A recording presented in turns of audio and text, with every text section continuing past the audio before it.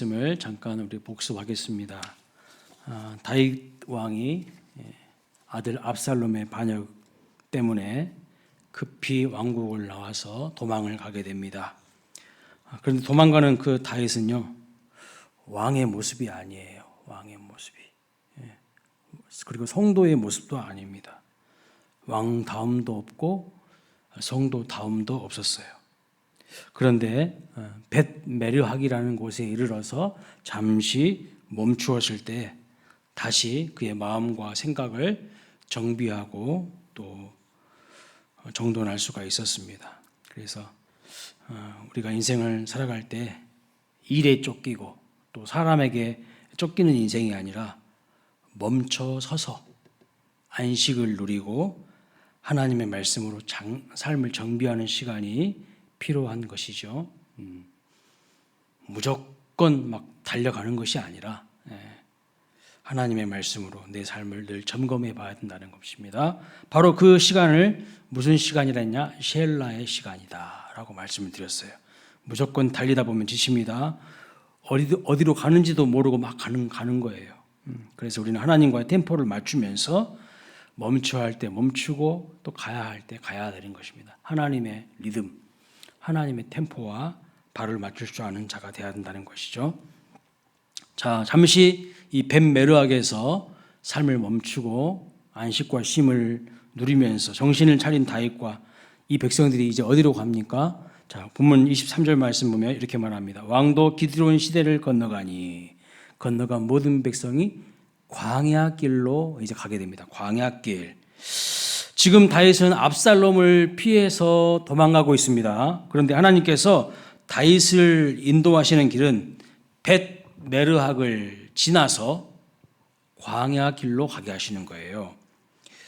여러분, 다윗은요, 광야 전문가입니다. 광야에서 오랫동안 생활했어요. 사울왕 피해서 무려 13년 동안을 광야에서 보냈습니다.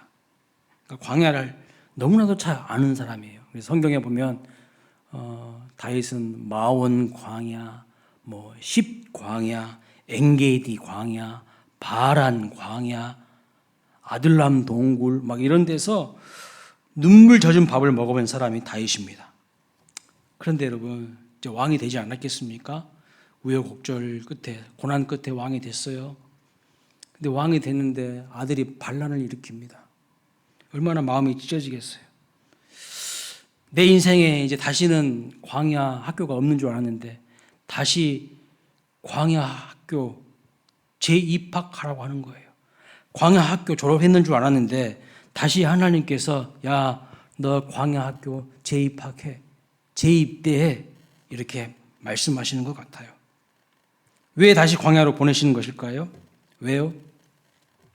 광야는 어떤 곳입니까?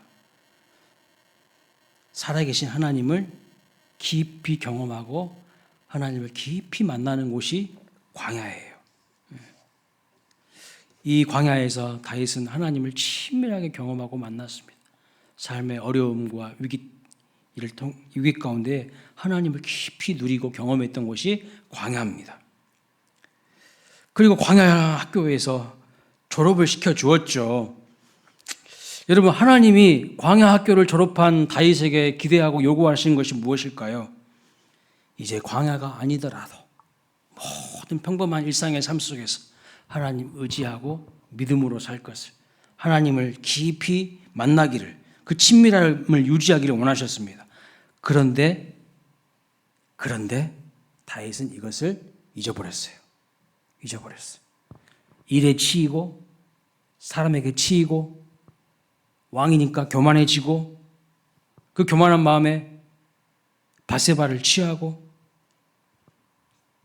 자기 자녀들은 서로에게 못할 짓을 다 하고 그리고 압살롬에게 반역을 당하면서 다윗은요, 하나님을 잊어버렸어요. 그래서 하나님이요, 다윗을 다시 광야로 보내시는 거예요. 다시 보내십니다. 그런데 이러한 다윗의 모습이, 이 인생을 살아가는 모습이 바로 우리의 모습이라는 거예요. 다윗의 이야기가 저와 여러분의 이야기일 수 있다는 거예요.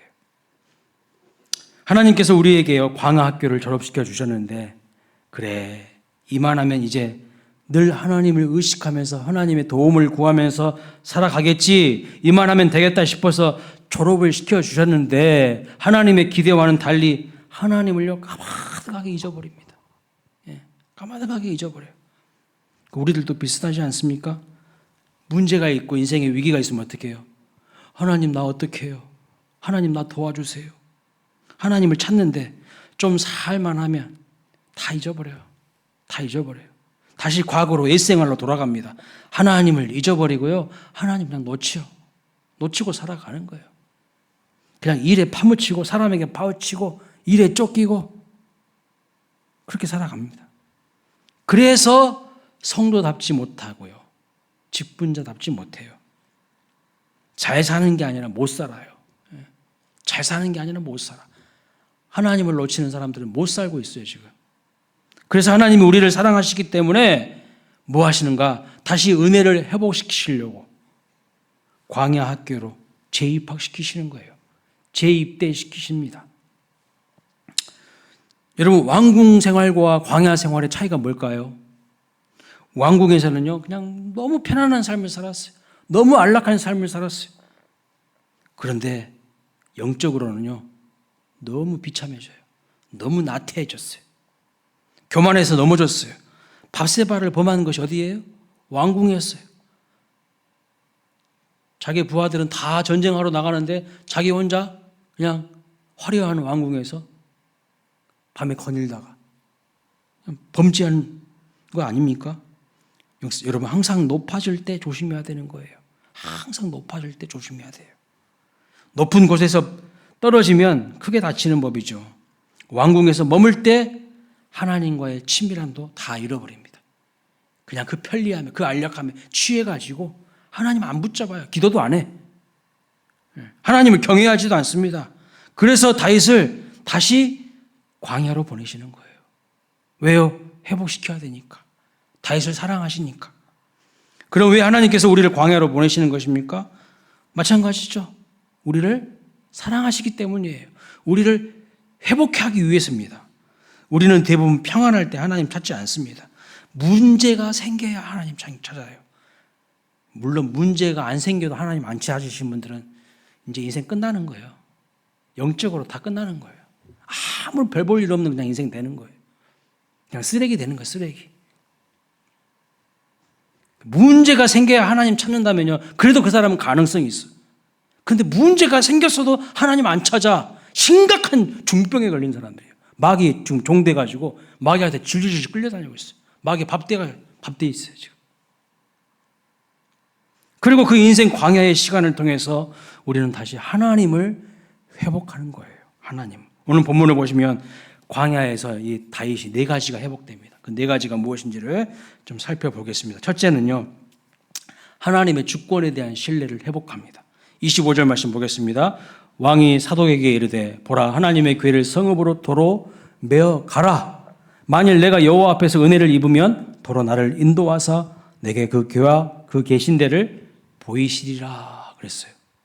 여러분 하나님의 궤는 뭐냐면 언약궤잖아요. 언약궤. 그 언약궤를 말하는 건데 이것은 하나님의 임재를 상징하고 정통성을 상징하는 물건입니다. 그런데 다윗이 이 궤를 다시 성읍으로 메어 가라 이렇게 말하고 있어요.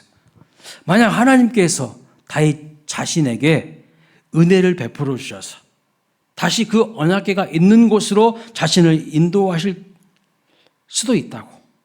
하나님이 은혜를 베풀어 주시면 그렇게 인도하실 것이라고 고백을 합니다. 26절 말씀 볼까요? 한번 같이 읽어보겠습니다. 시작.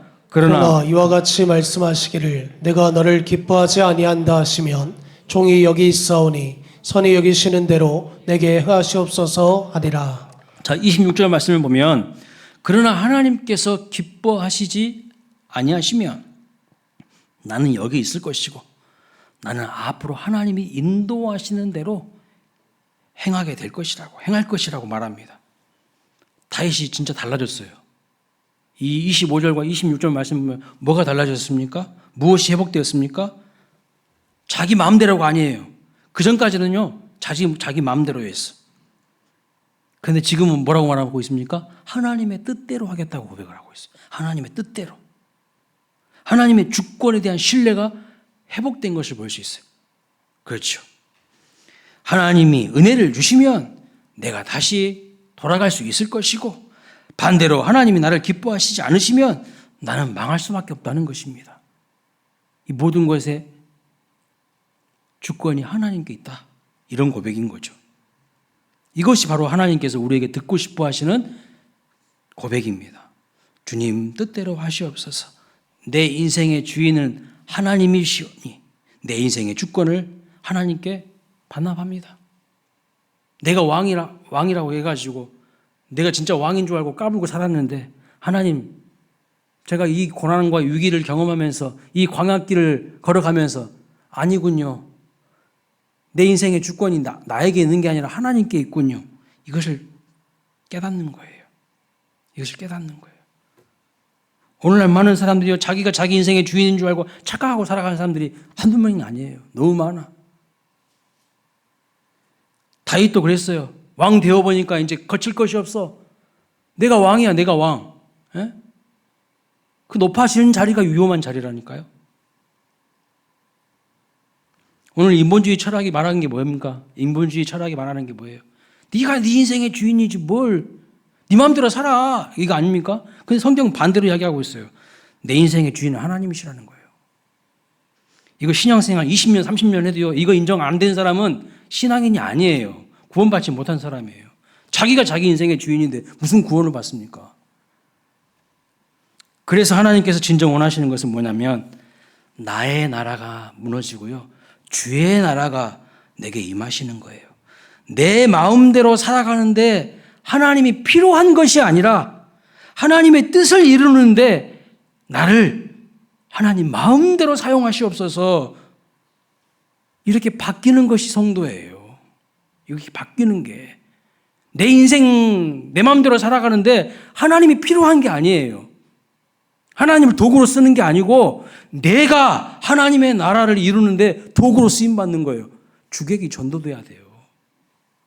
근데 오늘날 우리는요, 내가 왕 되어 있고 내가 주인 되어 있고 하나님을 종 부르듯이 주인 되어서 종 부르듯이 도구로 쓰려고 할 때가 많다는 거예요. 그래서 다윗이 자기를 뭐라고 이야기합니까? 26절 말씀 보세요. 종이 여기 있사오니 그래요. 왕의 입에서 종이 여기 있사오니, 이렇게. 이 고백이 쉽겠습니까, 여러분? 왕인데? 절대 쉽지 않아요.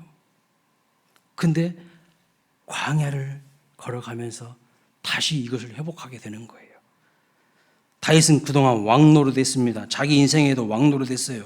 그러나 다윗은 지금 다시 자신을 하나님의 종에 불과한 존재임을 깨닫는 거예요. 자기 위치와 자기 자리를 다시 회복하는 거예요. 자기 정체성을 회복하는 거예요. 내 마음대로 살아가는 인생이 아니라 하나님의 뜻대로 살아가는 인생임을 고백합니다. 어디에서요? 광야에서. 이것이 다윗이 첫 번째로 회복한 거예요. 오늘 우리가 회복해야 되는 것도 마찬가지죠.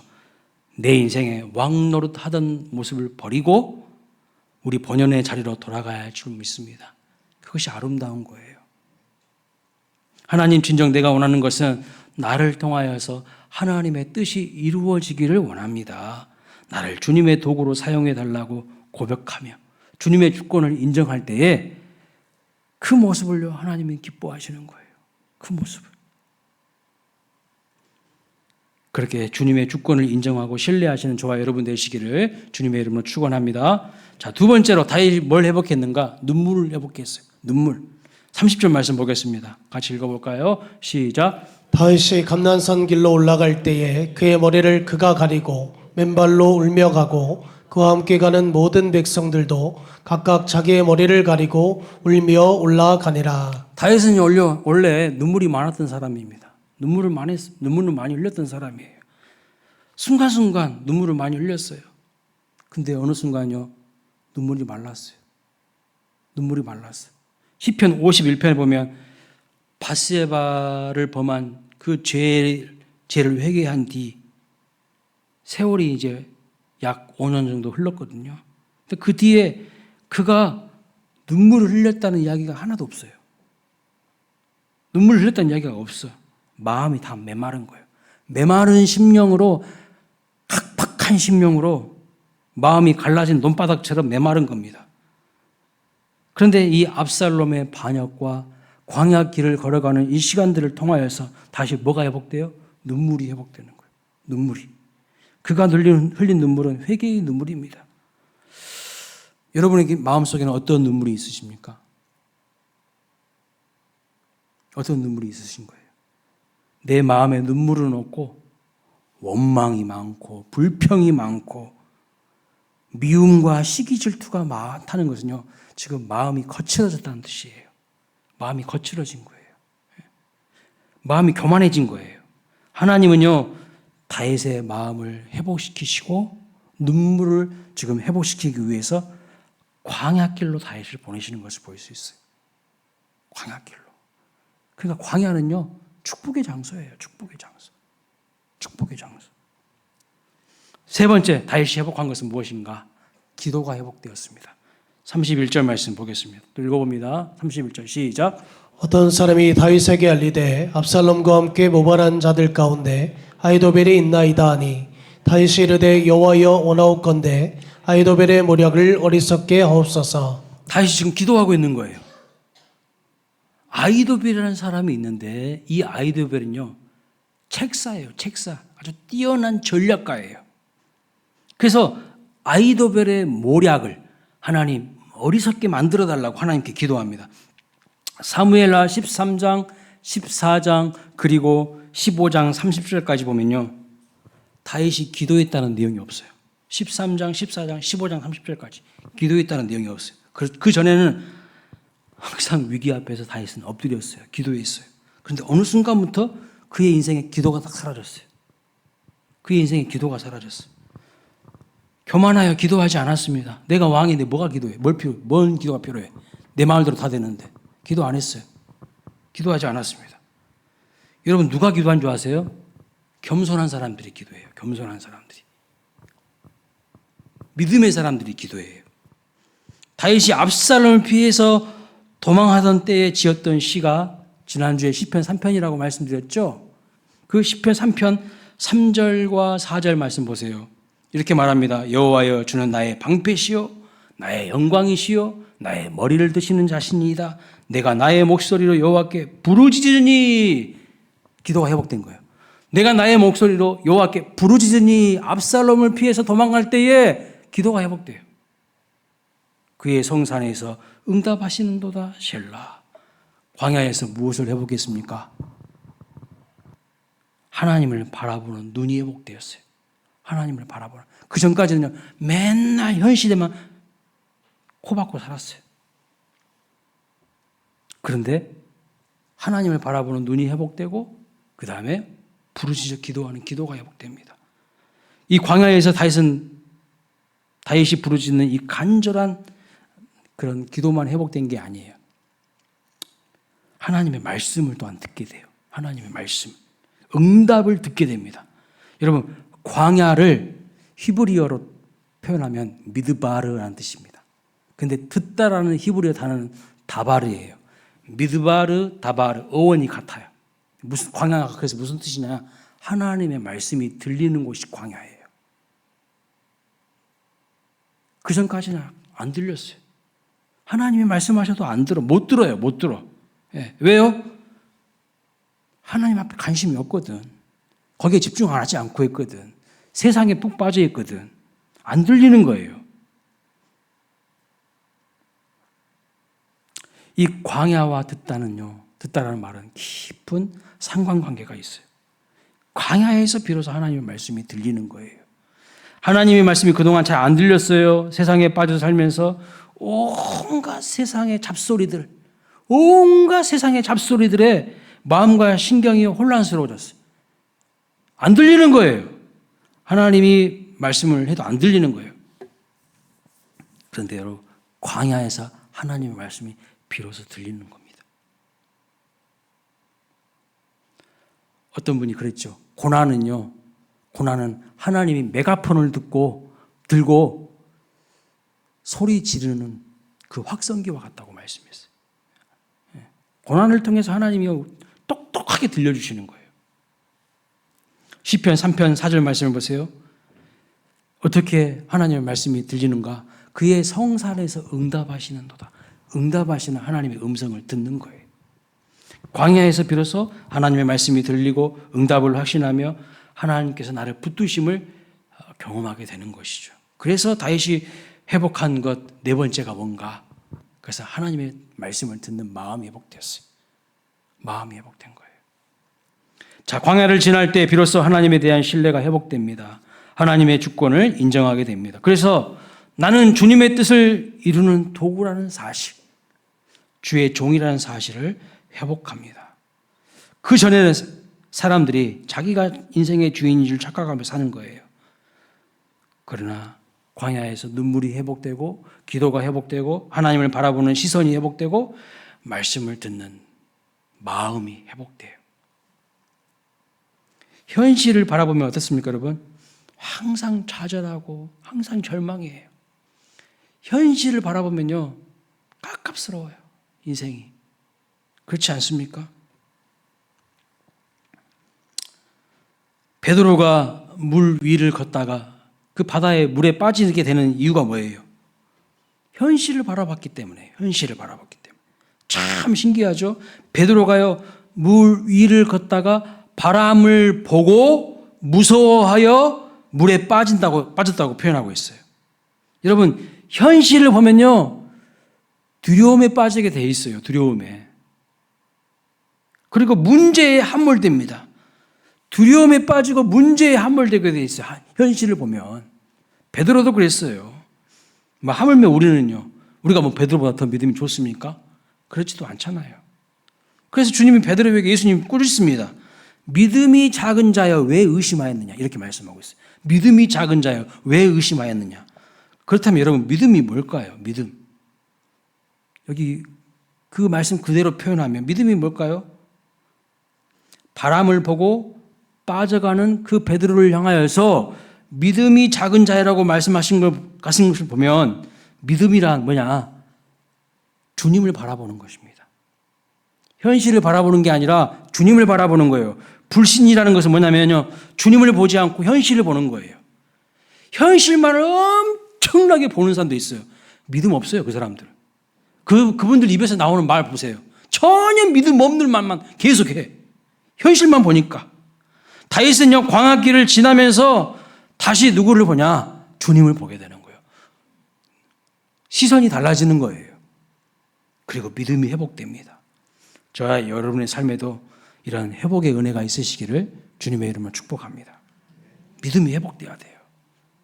현실에 코를 박고 살지 마세요. 그런다고 해가지고 뭐가 달라집니까? 하나도 달라지는 거 없어요.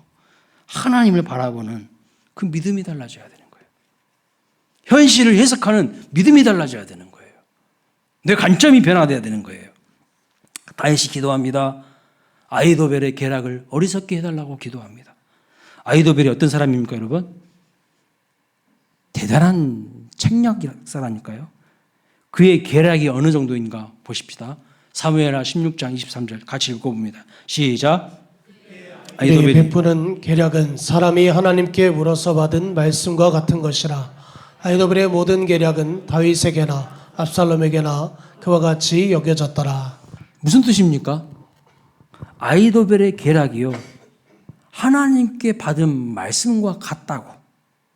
그 정도로 지혜롭다는 거예요. 뛰어나다는 거예요. 그런데 그 아히도벨이 누구랑 한패가 되어서 다윗을 공격합니까? 압살롬이에요. 압살롬. 예? 31절 다시 보세요. 압살롬과 함께 모반한 자들 가운데 아히도벨이 있나이다 그랬잖아요. 다윗이 이르되 오나옵건대 아히도벨의 모략을 어리석게 하옵소서. 아니라. 여러분, 아히도벨이 압살롬과 한패가 돼가지고요, 다윗을 지금 공격합니다. 반역합니다. 그래서 다윗이 기도하는 거예요. 뭐라고요? 하나님, 아히도벨의 그 모략을 어리석게 해달라고 기도합니다. 기도가 회복됐잖아요. 자, 그런데 32절에 보면 어떤 응답이 있는가 보십시오. 읽어봅니다. 시작. 다윗이 하나님을 경배하는 마루턱에 이를 때 아렉 사람 우세가 옷을 찢고 흙을 머리에 덮어쓰고 다윗을 맞으러 온지라 그랬습니다. 아히도벨의 계략을 이길 수 있도록 기도했는데 후세라는 사람이 다윗을 찾아오는 거예요. 후세라는 사람. 나중에 알게 되지만 이 후세가요, 아히도벨의 그 계략을 패하게 하는데 쓰임받는 사람입니다. 그리고 이 후세를 가리켜서 오늘 본문 마지막 절에 뭐라고 했어요? 다윗의 친구라고 표현하고 있어요. 다윗의 친구. 하나님께서 나에게 보내주신 그 사람이요, 하나님의 응답이에요. 아히도벨의 계략을 패하게 해달라는 이 기도의 응답은 바로 후세였습니다. 후세라는 사람을 붙여주셔서 아히도벨의 계략을 패하게 만드시는 거예요. 고린도후서 7장 말씀 보면 사도 바울이요, 굉장히 어려운 상황에 직면해 있습니다. 인생의 역경 가운데 있었습니다. 그런데 그의 기도에 대한 응답이 어떻게 이루어졌는가 한번 볼까요? 고린도후서 7장 5절입니다. 같이 읽어봅니다. 시작. 우리가 마게도냐에 이르렀을 때에도 우리 육체가 편하지 못하였고 사방으로 환난을 당하였으니 밖으로는 다툼이요 안으로는 두려움이었노라. 그러나 낙심한 자들을 위로하시는 하나님이 디도가 오므로 우리를 위로하셨으니 디도가 오므로 우리를 위로하셨다. 사도 바울의 기도의 응답은 뭐예요? 디도였어요. 디도를 보내셔서 사도 바울을 위로하게 하신 것을 볼 수가 있습니다. 여러분 인생에서 하나님이 보내주시는 후세를 만나시고 여러분 인생 가운데 하나님이 만나게 하시는 디도를 만나는 축복이 있으시기를 주님의 이름으로 축원합니다. 만남을 통하여서 하나님께서요, 기도의 응답을 주신다는 거예요. 만남이 하나님의 응답입니다. 마지막으로 우리 아히도벨에 대해서 조금 더 살펴보고 말씀 마치겠습니다. 아히도벨은요, 탁월한 책략에 능한 사람입니다. 이 사람이 압살롬과 한편이 되었으니 여러분 다윗에게 얼마나 위협이 됐겠습니까? 그렇죠. 압살롬 속에는 뭐가 가득합니까? 분노가 가득해요. 그래서 아버지인데 아버지의 권위에 도전하여서 아버지 자리를 자기가 빼앗으려고 한 거 아니에요? 속에 분노가 많은 사람이고요. 아히도벨은 어떤 사람입니까? 똑똑한 사람이에요. 전략가예요. 책사예요. 책사. 똑똑한 사람입니다. 여러분, 근데 이 두 사람이 연합하면 어떻게 될까요? 이 두 사람이 연합하면 어떻게 될까요? 악한 일에는 미련하고 선한 일에는 지혜로워야 되는데 압살롬과 아히도벨의 만남은요, 잘못된 만남이잖아요. 악한 일에 머리를 잘 굴리는 자들이 되는 거예요. 둘이 만나면 악한 일에 머리 잘 굴리는 그런 연합이 이루어지는 거예요. 그런데 정말 중요한 것은 뭘까요? 정말 중요한 것은 아히도벨보다 더 무서운 사람이 있다는 겁니다. 누굴까요? 아히도벨보다 훨씬 뛰어나고 강한 사람이 있어요. 누구냐? 바로 기도하는 사람이에요. 대단한 책략가보다, 대단히 지혜로운 사람보다 더 뛰어나고 강한 사람이 누구냐? 기도하는 사람이에요. 똑똑한 아히도벨을 기도하는 다윗이 결국 이겨요. 아무리 똑똑해도요, 기도를 이길 수가 없어요. 아무리 똑똑해도 하나님을 이길 수가 없어요. 그런데 오늘 우리는 기도를 너무 무시해요. 오늘 우리는 기도의 능력을 믿지 못해요. 오히려 누가 기도의 능력을 아는 줄 아세요? 사탄이 기도의 능력을 알아요. 사탄이 기도의 위력을 알아요. 그래서 그 겉멋이 잔뜩 들고 교만하여 세상을 의지하는 살아가는 사람은요, 마귀의 밥이 되기 십상입니다. 기도하지 않으면 마귀의 종이 되어서 질질질질 끌려다녀요. 마귀가 던져놓은 미끼를 물고 질질질질 끌려다녀요. 종교교회가 루터는 이런 말을 했어요.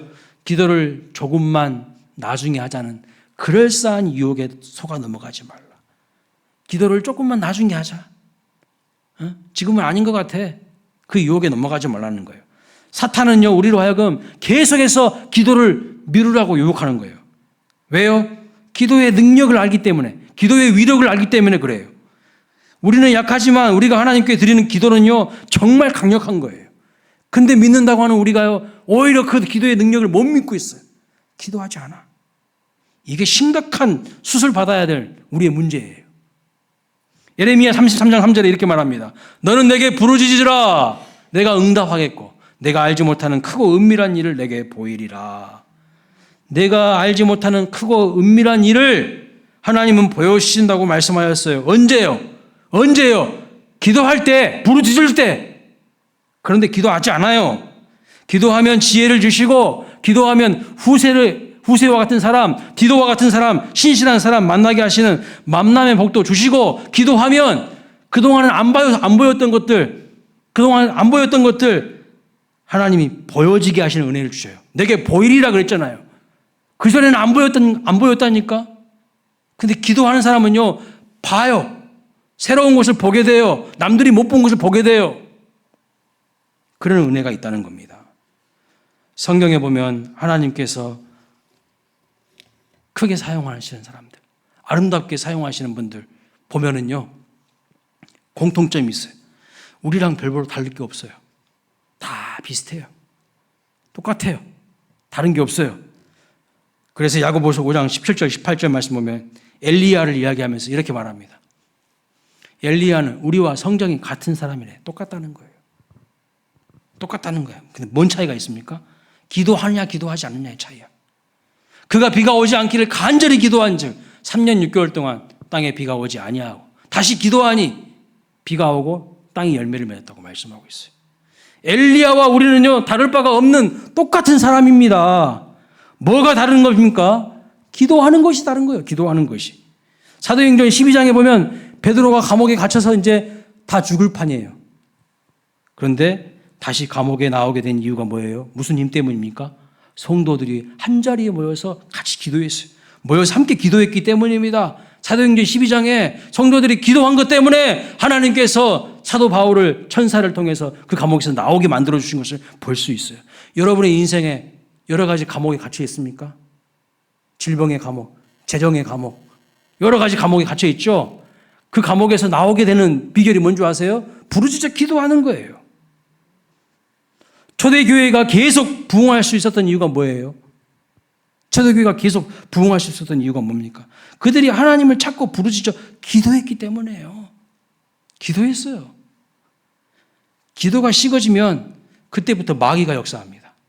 그때부터 마귀가 역사해요. 마귀가 서로 미워하게 하고 다투게 하고 갈라지게 하고 분열하게 만드는 거예요. 네. 그러나 기도가 살아나면요, 성령이 역사해요. 기도가 식어지면 마귀가 역사하고 기도가 살아나면 성령이 역사해서 부흥을 이루게 되는 것을 볼 수가 있어요. 성령이 역사하시면 모든 문제들이 해결되고요, 회복을 넘어서 부흥으로 도약하고 성장하게 됩니다. 믿으십니까?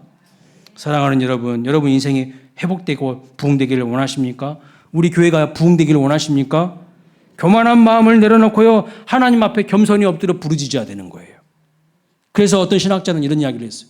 초대교회는 10시간 하나님 말씀 듣고 10분 하나님 말씀 듣고 부르짖어 10일 동안 기도할 때 엄청난 부흥이 일어났는데 요즘 성도들은 10시간 하나님 말씀 듣고 10분도 기도 안 한다고. 그러니 부흥이 일어나겠습니까? 말씀을 마칩니다. 광야는요, 어떤 곳인가? 인생의 내리막길이에요. 인생의 내리막길. 왕으로 있다가 아들에게 쿠데타를 당해가지고 반역을 당해서 쫓겨나는 인생 내리막길입니다.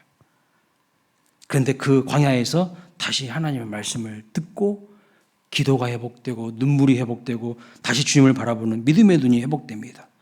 사랑하는 여러분, 여러분들은 무엇을 바라보고 무엇을 추구하고 있습니까? 혹시 세상의 화려한 곳 아닙니까? 왕궁 아니에요? 왕궁? 편한 것 추구하고 있는 것 아닙니까? 그거 놓고 기도하고 있는 거 아닙니까? 그런데 그런 곳에서는요, 타락할 가능성이 높아져요. 교만해서 넘어질 가능성이 농후해져요. 다윗도 그랬어요. 하물며 우리는요, 더 쉽죠. 인생의 순간순간, 그래서 우리는요, 일부러 광야로 들어가야 돼요. 일부러 광야로 찾아 들어가야 돼요. 일부러 골방으로 찾아 들어가야 돼요. 그리고 거기에서 셀라의 시간, 회복의 시간, 쉼과 충전의 시간을 통해서 삶의 방향과 길을 잃지 않으시기를 주님의 이름으로 축원합니다. 하나님의 도우심을 경험하시길 축원합니다. 꼭 기억하세요. 화려해진 자리, 높아진 자리는요, 마귀가 우리를 유혹해서 넘어뜨리려고 지금 준비하고 있어요. 오히려 그런 자리를 거절하세요. 그리고 하나님 깊이 만나는 그 자리, 기도의 자리로 나아가세요. 기도의 자리로. 기도가 사라지면 마귀가 역사해요. 그러나 기도가 회복되면, 살아나면 성령이 역사합니다. 성령이 역사해야 모든 문제가 회복이 되고 문제가 풀려지는 은혜가 있다는 것을 꼭 기억하시기를 주님의 이름으로 축복합니다.